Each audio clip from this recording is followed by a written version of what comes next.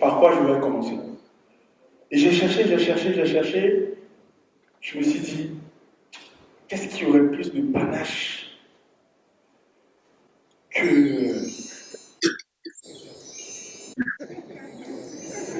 Voilà. Je pense que, désolé pour les têtes du monde entier, mais ce qui vient de se passer là est purement ivoirien. Les initiés ont compris. Ceux qui ont compris peuvent applaudir. Ce genre de notes. Ce genre de notes. Alors, aujourd'hui, tout le monde parle d'entrepreneuriat. Chacun Chacun a a sa sa source. source. On On entend entend entrepreneuriat social, entrepreneuriat à but lucratif, tout type d'entrepreneuriat. Mais en même temps, chacun a sa vision de ce qu'il lui faudrait comme ressources pour pouvoir démarrer un projet entrepreneurial. Pour certains, il y a une école, d'ailleurs il va falloir qu'ils m'expliquent, entreprendre à 0 francs, c'est un concept. Il y a un autre concept qui dit pour entreprendre, il faut beaucoup d'expérience. Je pense que tous les parents se reconnaîtront. Ils préfèrent la sécurité. Et il y a la fougue de la jeunesse. Pour entreprendre, il faut de l'argent. Il faut de l'argent. Sans argent, on ne peut pas entreprendre. Ça ne sert à rien. Aujourd'hui, je ne suis pas devant vous parce que j'ai réussi. Non. Je suis devant vous parce que j'ai une ressource particulière à vous partager. Et cette ressource-là, je l'ai empruntée à un monsieur pour qui j'ai beaucoup d'estime, qui s'appelle le pasteur Mohamed Sanogo, qui a très bien imagé cette ressource, c'est le code. Et là, vous allez me dire, oulala, le code. Vous pouvez le dire, oulala, le code. Alors, le code, je me rappelle, je fais mes études en France, à 24 ans, je dis, les études, c'est bon, j'ai fait ce qu'il fallait, j'ai tout fait, il faut que je produise, il faut que je change les choses. C'est comme ça que ça commence toujours. Et là, ma mère m'a posé une question capitale. Elle m'a dit, tu veux entreprendre, c'est bien, mais est-ce que tu en as la capacité? Pour certains domaines d'activité, ou certaines personnes, on vous demanderait, est-ce que vous en avez les compétences?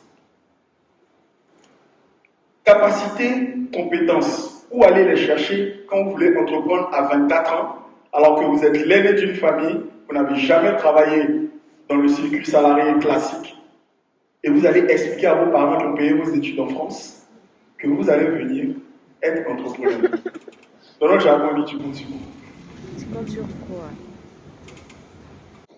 Ne riez pas, c'est très sérieux ce que je vais vous expliquer. Le coupé décalé.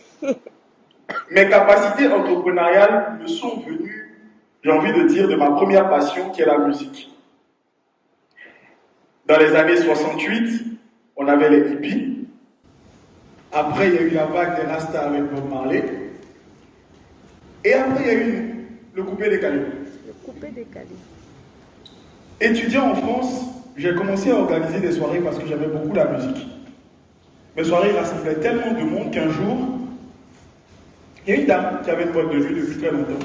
D'ailleurs, si elle voit ce TEDx un jour, salut maman. Elle m'a dit, j'ai entendu dire que tu faisais des soirées, moi je vais à la retraite. Mais si tu peux, tu penses que tu as la capacité, d'accord, de faire une soirée test chez moi, je te confie les rênes de la boîte et on va travailler ensemble. Ça va me faire des jours plus tranquilles. Et donc, je vous parle de ça pourquoi? Là, vous voyez sur l'affiche, j'étais DJ. Là, vous voyez sur l'affiche, on ne voit pas bien parce que je ne suis pas du premier métissage. Mais j'étais à la fois barman. Et portier aussi, et caissier, et voilà. Et j'ai fait le vestiaire, tout ça. À la première soirée, je vous explique ça parce que c'est ce qui m'a marqué. À la première soirée, il y avait tellement de monde bien habillé. C'était ça, la première soirée africaine qu'elle voyait. Et elle m'a demandé de goûter, elle m'a dit, mais Steven, ils viennent de mariage ou quoi? Je Je dis, non, maman, ils ne viennent pas d'un mariage, c'est comme ça que les Africains s'habillent en France. Elle a dit, ok, je pense que toi, on va faire beaucoup de choses avec toi. Et c'est là que j'ai démarré mon aventure entrepreneuriale. J'avais encore, je crois, 22 ans. Et j'ai fait ça pendant 5 ans. Je dis toujours que j'ai eu le plus beau job étudiant. Ça m'a appris la gestion. Ça m'a appris la gestion du risque. Parce que vous imaginez que les soirées ne sont pas toujours tranquilles. Et ça m'a donné toutes les capacités nécessaires pour venir mener mon projet entrepreneurial. Mon projet entrepreneurial donc part d'un déclic. J'ai constaté que l'industrie du digital, à savoir de produire des sites internet de qualité pour les entreprises, était encore assez balbutiement dans les années 2011-2012. Je rentre donc en Côte d'Ivoire, et là j'ai des parents, j'ai envie de dire géniaux, qui n'ont jamais été entrepreneurs de leur vie, mais qui me disent, écoute, si c'est ça que tu veux faire, et tu as l'impression d'avoir les capacités, eh bien, tu peux lancer cette boîte de solutions digitales. Donc je commence, vous voyez là, c'est la petite équipe de 3 employés, une petite SARL au capital de 1 million. Et donc on commence, et on arrive donc progressivement sur le premier virage, ce que j'appelle le premier virage. O pour opportunité. Alors, qu'est-ce qu'une opportunité? Comment la reconnaître? On me pose souvent la question, oui, mais comment tu as fait ça? C'était une opportunité. J'ai envie de vous dire qu'on ne reconnaît une opportunité qu'à sa capacité à transformer notre quotidien en faisant appel à nos compétences et nos capacités personnelles. Ça veut dire que ça semble tellement évident pour vous et tellement pas évident pour les autres que ça devient une opportunité pour vous. Parce que si tout le monde pouvait le faire, ça n'en serait pas une. On est d'accord. Ça reste un peu flou. Alors, pour illustrer mon propos, je vais choisir une seule image. Je pense que tout le monde connaît ce monsieur. Oui. Tout le monde connaît ce monsieur. Oui. Monsieur assis là-bas. Gassama. Il s'appelle Gassama. Gassama. C'est un monsieur qui avait la capacité de grimper des banquiers au Mali tout au long de sa vie. Un jour, il passe, il voit un bébé du haut du 4e étage et tout le monde s'affole. Ouais, c'est fort, c'est les pompiers et tout. Mais lui, il ne sait pas encore que c'est une opportunité. Il sait juste qu'il a la capacité de le faire. Et c'est quand il finit de réaliser, donc d'aider la personne, qui se rend compte en fait que c'était une opportunité pour lui, vu l'impact que cela a eu dans sa vie. Alors j'aimerais vous dire à ce stade de mon propos que la capacité et l'opportunité nous ramènent à une chose capitale, c'est que en termes de ressources, on n'a pas forcément besoin d'argent, on n'a pas forcément besoin de grande expérience dans quelque chose. Il faut juste avoir déjà ces deux-là, la capacité et saisir l'opportunité quand elle se présente. C'est ce que nous avons fait, nous. Je vous ai dit tantôt que j'étais dans le digital. Alors, il y a une multinationale de télécom qui s'approche de ma petite entreprise à l'époque qui dit, écoutez, nous, on distribue des contenus, des sonneries téléphoniques avec les opérateurs, mais on n'arrive pas à trouver quelqu'un qui va nous permettre de signer les artistes ivoiriens et nous distribuer de façon digitale le contenu. Et ce, dans 13 pays en Afrique. Et devinez qui, dans ses activités de boîte de nuit, avait rencontré tous les artistes ivoiriens? C'est Bibi. Donc ici, vous voyez quelques artistes que vous connaissez. Je pense qu'ils n'étaient pas encore aussi riches à l'époque. Il y en a qui étaient encore très minces. Mais c'est ce qui a déterminé vraiment le premier virage de mon aventure entrepreneuriale. Ensuite, un de nos clients est venu me voir, il a dit, je vois ce que tu fais et j'ai décidé donc, moi, que tu viennes faire de l'intrapreneuriat à l'intérieur de mon entreprise. C'est-à-dire créer une direction commerciale et marketing dans une entreprise d'agriculture. Je ne connais rien. Comme vous regardez sur la photo, on essaye de passer du digital à l'agriculture, et apparemment ça intéresse mes amis. Et progressivement, je commence à avoir une position assez importante dans l'entreprise. Quand j'y rentrais, ils étaient, je crois, 27. Quand j'en sortais, ils étaient à peu près 432. Donc j'ai envie de dire, on a bien bossé quand même. C'est à ce moment-là qu'on se dit qu'on a réussi, on se dit qu'on a un statut social, on se dit que pour rien au monde, on voudrait abandonner tout ça. Mais c'est ça la différence entre l'entrepreneur et le businessman. C'est que l'entrepreneur, il a ça en lui, et il a toujours envie de changer les choses. Alors je laisse ce travail super bien payé, avec toutes les conditions que j'avais, à cause de la lettre suivante qui est le désir. Le désir de vouloir changer les choses.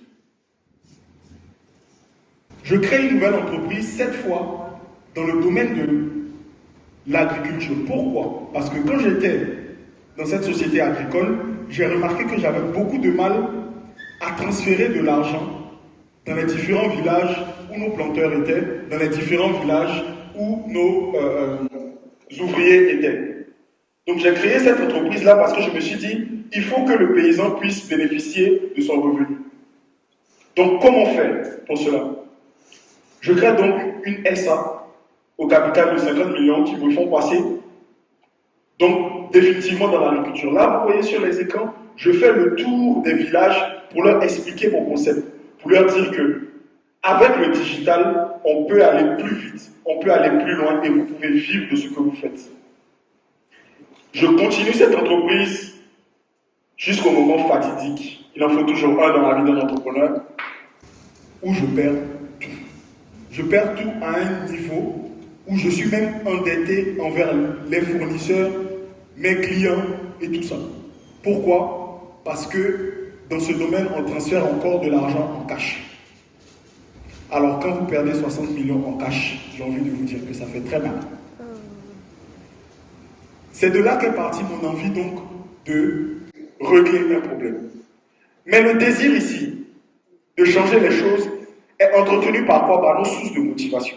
C'est là que les entrepreneurs tiennent le coup quand les salariés ne tiendraient pas le coup ou bien d'autres personnes ne tiendraient pas le coup. Quel désir vous anime quand vous entreprenez? Pour ma part, en premier lieu, j'ai rencontré Dieu. J'ai rencontré Dieu et je pense que ça a sérieusement transcendé ma façon de voir les choses.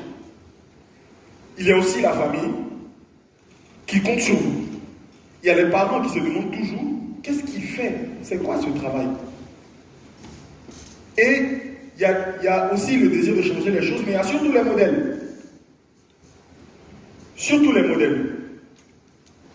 Alors moi, j'ai 3 modèles.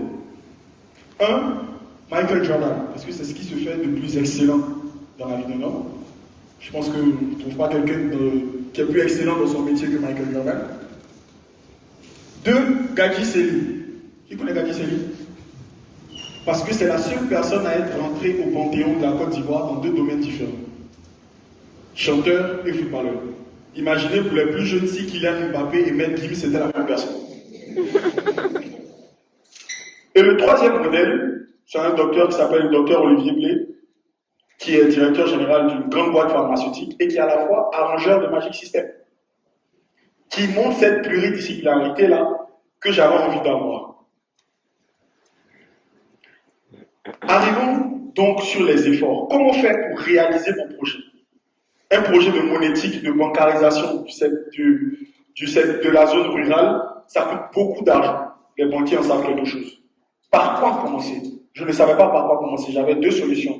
Abandonner mon projet, mon rêve de bancariser les paysans pour ne plus que ce qui m'est arrivé arrive encore à quelqu'un d'autre, ou faire en sorte que ça arrive et trouver les voies et moyens. J'aime bien cette citation sur l'effort qui dit: ce que le paresseux appelle la chance est en fait la rencontre de l'opportunité et de l'effort. Ouais. L'effort est capital dans le code. Qu'est-ce que j'ai fait comme effort? Quand j'y pense, j'ai des proches dans la salle qui le savent. Alors, j'avais une enseigne de vêtements, une marque de t-shirt, une discothèque. J'ai même eu une société coopérative. Mais ce qui m'a permis de financer mon projet, paradoxalement, j'ai vendu du piment. Comme quoi? Ouais. Continuer de gratter, on finit toujours par trouver. Et c'est ce piment-là qui a financé mon projet. L'entreprise que je dirige aujourd'hui, qui est cette solution bancaire à destination des femmes, des jeunes et des personnes du secteur informel, qui ne nécessite donc aucune grande documentation pour pouvoir les bancariser. Mais ce que je veux vous faire retenir ici, c'est que je n'y serais jamais arrivé si je n'avais pas suivi cette ressource qui est capitale pour moi, qui est le coach. Ce n'était pas de l'argent, ce n'était pas de l'expérience, c'était le coach. Je terminerai mon propos en vous disant une citation que j'aime bien, qui est: l'efficacité de la ressource dépend de la qualité de la source. On ne peut pas faire une porte centenaire sans prendre un bois centenaire. Aujourd'hui, si vous êtes face à un challenge, si vous êtes face à un défi, et vous avez l'impression de ne pas avoir les ressources nécessaires pour surmonter ce défi, rappelez-vous qu'un jour, un jeune homme en Côte d'Ivoire vous avait parlé du coach.